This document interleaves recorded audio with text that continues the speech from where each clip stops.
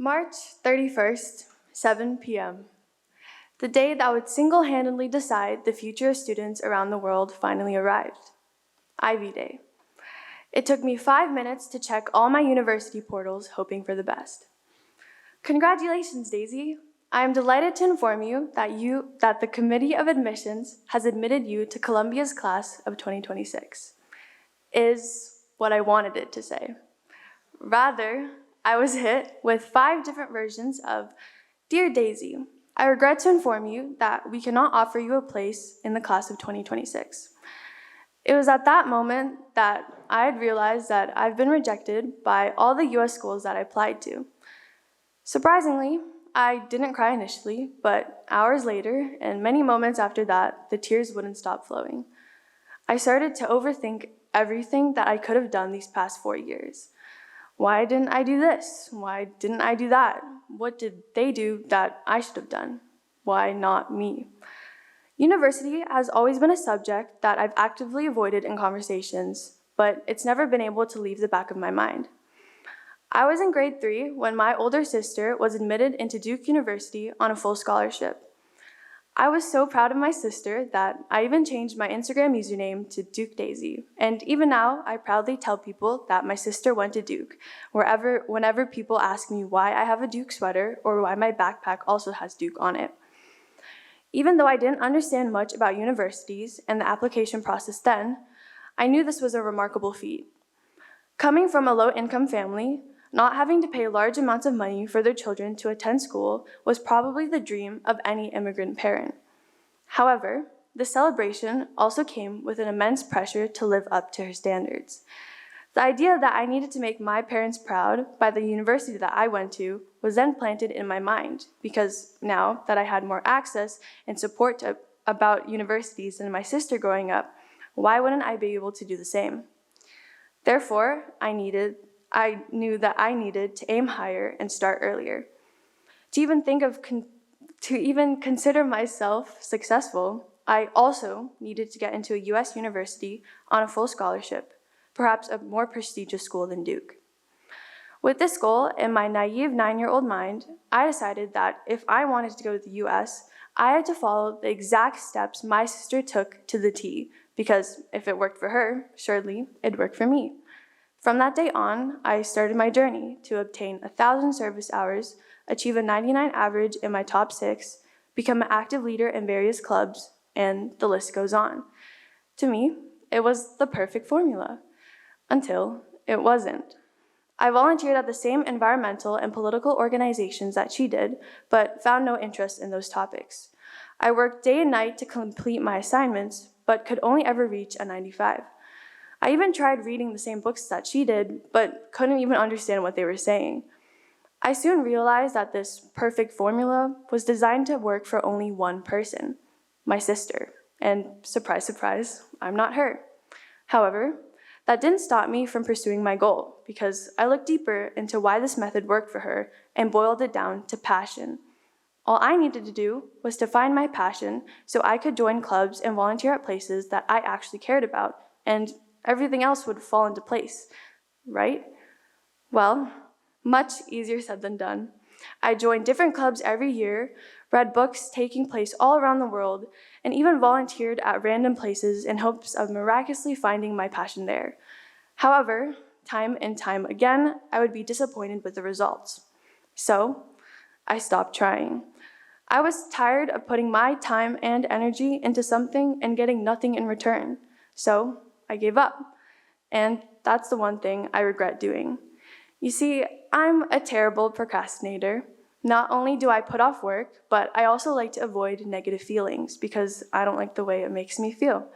Whenever I sense the slightest hint of stress, I become overwhelmed and run away from the problem at hand.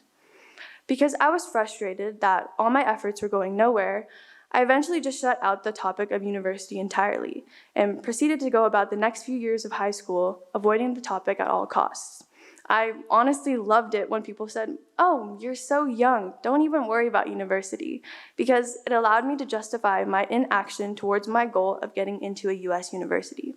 And now I face the consequences. But this time, I know what I have to do moving forward. Let me share with you what I've learned from this journey. People will always tell you to stop comparing yourself to others because it's a waste of time and that you should focus on yourself instead. And I honestly agree with that. But I also would like you to know that it's actually okay to compare yourself to others, as it's an inevitable part of life. As perceptive human beings, we are naturally going to observe the people around us and take note of how people are different from us. So even if we are aware of the dangers of these comparisons, we aren't likely to stop. However, rather than avoiding comparison altogether, I think it's important to shift our view of comparisons from competition to cooperation. Instead of feeling envious or less than someone just because they possess something you don't, you should try to view it as research. When you observe what others do and what they have, it'll become clearer to you what you want to do and what you want to have, which is why following other people's paths can actually help build the foundation of your own, as you will gain a better understanding of what you want and don't want. However, it becomes a problem when your whole identity is built based on the features of someone else's path, and you set the standards that they have for themselves onto yourself. This is why, when following someone else's path, you must realize what makes each of you different, and only choose parts of their path that fits you well. This is something I wish I realized sooner. The second that I decided to walk someone else's path was the second I set myself up for failure, because when I later realized that I was incapable of following said path, I didn't have a path of my own to fall back on. I was left stranded in the middle of nowhere, naively hoping that I'd somehow still reach my goal. For the longest time, I associated success with getting into a prestigious university and nothing else. Then, when I was rejected by all of my US schools, I felt lost. Even now, it's still hard to let go of the idea that I have failed and disappointed myself as well as others, because my version of success was ingrained in my mind since I was young.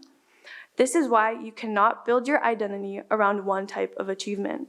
When this happens, a failure isn't simply a failure, but an attack on who you are. You'll overthink everything and be afraid to take risks. Know that you are more than your achievements.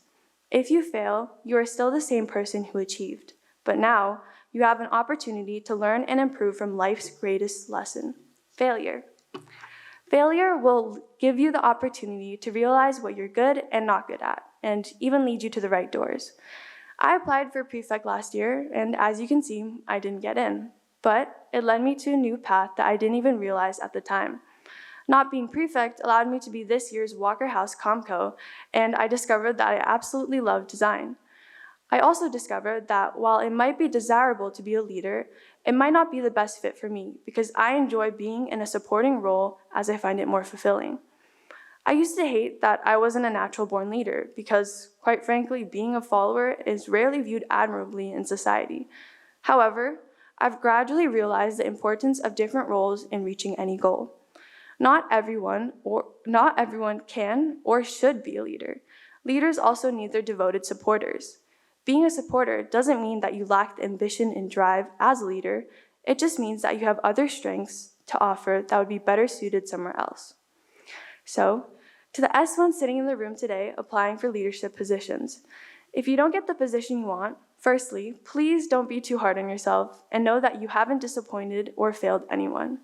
Secondly, realize a class is like a symphony with its own distinct composition and sound. The end goal is to create a harmony, but that sometimes means that there are extraordinary bass players that don't get a chair. Would you then say that these bass players are any less skilled or have any less potential? No, they just don't fit what the symphony is looking for, and that's okay. Someone else's intelligence doesn't necessarily mean the absence of your own. Maybe it just means that you have to use your intelligence in a different way. Comparing yourself to your friends, family, and even people you see on the internet is like comparing apples to oranges. Ever since we're young, we've been told to embrace our own unique qualities and differences. So why do we compare each other as if we're all the same? As if we've all started on the same foot with the same skills and the same resources, when that's not the case.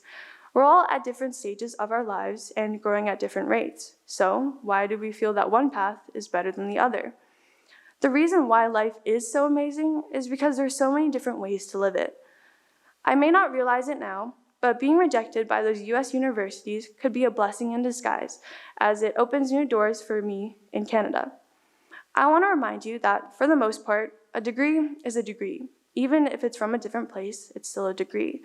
What will determine your success in the future is how you make the most out of your school, whether you become friends with your classmates and professors, go on study abroad trips, or participate in scholarly research. School will be the same all around if you don't put in effort to make it mean something to you. The university that you go to doesn't change your potential as a person, because it's your personality and drive that will determine that. And I know, I'm thinking about this whole process very optimistically, but I genuinely think this is how you should approach university. Oftentimes, people think optimism cannot coexist with negative emotions, when it very much can. I know how hard you've all worked these past few years and how much you've sacrificed for this one thing. And for it to turn out the way that you didn't want, it sucks. It really does, believe me, I would know. But the one thing that you can do now is look at it from a bigger picture. It may seem like the end of the world, but university is really only the first step. In the future, we will face even bigger obstacles in university or applying to leadership positions and have numerous encounters where we receive an outcome that we didn't want. And honestly, I'm quite afraid for what's to come in the future because dealing with failure is never an easy job. I think because of this experience that I've had with these universities, I've learned that I'm not defined by my failures and that it's how you move forward from these setbacks that makes all the difference.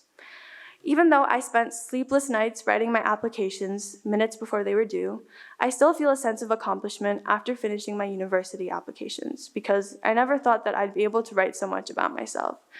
I liked how it made me reflect on my strengths and what I've done in the past 17 years of my life.